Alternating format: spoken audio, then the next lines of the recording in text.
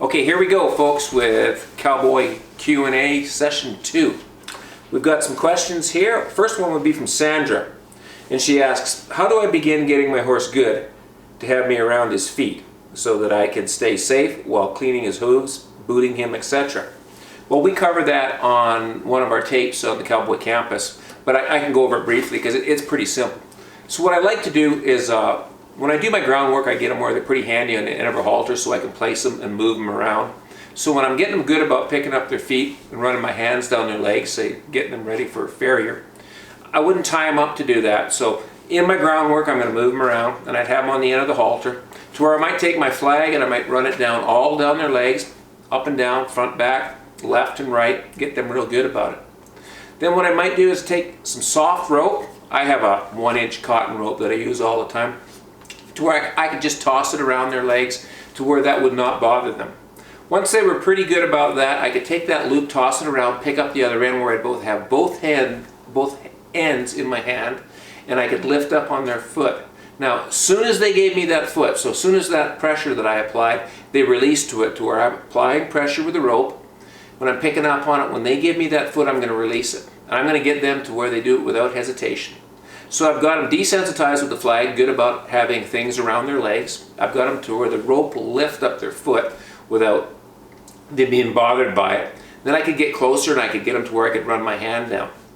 Once I run my hand down there, I would get it to where I could lift up their hoof. When I bend it back, I'd pick up their foot to where I could pick them up with their hoof. And like I say, it shows in the video, and that you have to kind of, in your mind's eye, see what I'm asking for. But run your hand down, reach down, get them to where they would lift it up. Now, what you want to make sure that you do is you make sure that you give that foot back to the horse before he starts taking it. Because in a tug of war where he wants it and you want to hold on to it, he's going to win that. And you don't want him to understand that he's stronger than you. So when he gives to you, you give to him. And then you just go to building on it. So you might put it into your program that every time you catch him, you go around him and pick up his feet. Before you know it, he's super good about it. Carissa asks me, my horse doesn't like to move forward. So she is slow and sluggish, almost lazy, she says. How do I get her to move forward and more eager? What I like to do, and I use the term suggest, ask, tell. So when I'm asking my horse to go forward, I'm coming, say, from position 3 where I'm sitting back in my saddle. I would roll ahead into position 2 with life. If my horse doesn't take me up on this and move out as I'm asking to go forward with just the life in my body, I'm going to come with my legs and close my legs on him to where I would move forward the life in my body and then bump him with his feet. Then I might turn it up if that doesn't work to where I would turn it up to where I would jump to position 1, which I'm asking him to really go forward. So in my videos on Cowboy Campus, I go through the 3 positions. When you're sitting back relaxed in your saddle, you're in position 3, you're not asking for any life in their body. When you're rolling ahead into position 2 with life, you're asking for forward life. If you're really wanting them to jump out of their tracks and move forward, you go to position 1, which is forward, like maybe you're going to jump over a log or something, but leave in a hurry.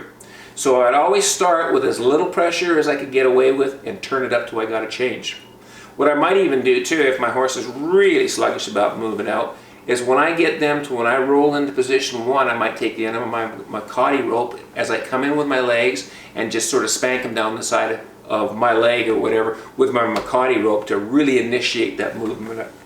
That usually gets them moving out. Now, when they go, you have to take that energy that they're offering you when they're going to leave and they're going to go someplace. You can't, as soon as they jump out of their tracks, go pick them up and say, no, I don't want you to go that fast and that far. You have to allow them to move out and go somewhere for a stride or 2, maybe even 3 or 4, but let them move out, then bring them back to you. So be sure you're ready for that life when you ask for it. When they give it to you, you take it, go somewhere, and then bring them back down. Sometimes horses get sluggish about moving out because they're never allowed to move out. So when they give you that life, go with it for a while, pick up a soft field, bring them back to you, and go over that again. We touch on that on our videos as well at Cowboy Campus, bringing the life up in your horse. Stephanie, are you doing any clinics this year? Yes, hopefully this COVID situation is going to clean itself up and we can do more of that sort of thing. But I have had some people get a hold of me about doing some clinics in some places I haven't been before, and as well as some that I've already been to. But yeah, we look forward to doing some clinics. So if you stay tuned to Cowboy Campus, we'll have some dates and where we're going to do some clinics at. Jessica says to me, how do I get my horse to let me put the bit in his mouth? She doesn't like to take it, and it's hard for her to be bridled. That's quite a common problem with quite a few horses that have maybe not been bridled real effectively earlier in their life. It's been a bad experience for them, so what they're saying is, I just assume you not put that bit in my mouth. So we cover that in our videos as well on Cowboy Campus.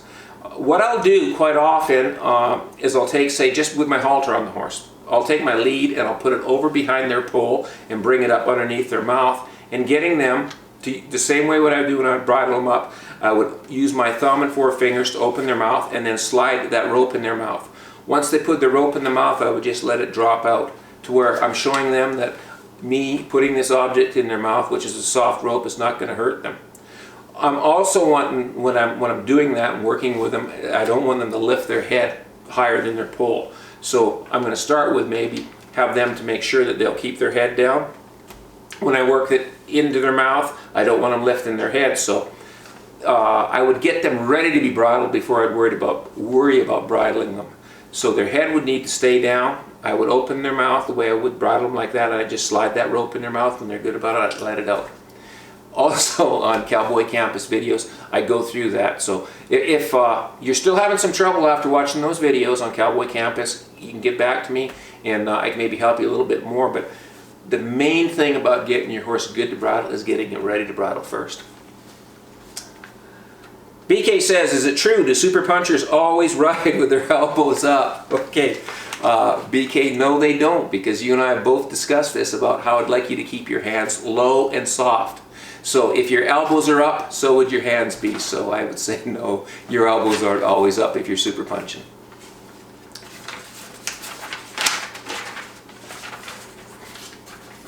You got a cut there?